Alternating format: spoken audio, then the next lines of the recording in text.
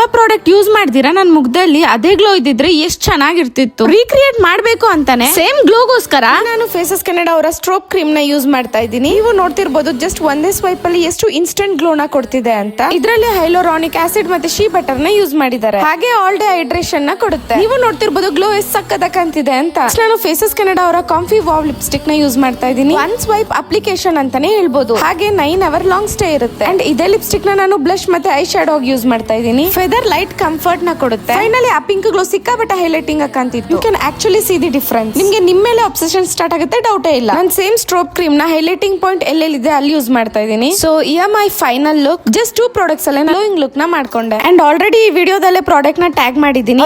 ಈ ಪ್ರಾಡಕ್ಟ್ ನ ನೀವು ಅಮೆಝಾನ್, ನೈಕಾ, ಮಿಂತ್ರಾ, ಫ್ಲಿಪ್ಕಾರ್ಟ್ और purple.com ಅಲ್ಲಿ ಕೂಡ ಪರ್ಚೇಸ್ ಮಾಡಬಹುದು. ಇವತ್ತಿಗೆ ಇಷ್ಟ ವಿಷಯ ಮತ್ತೆ ಸಿಗುವ.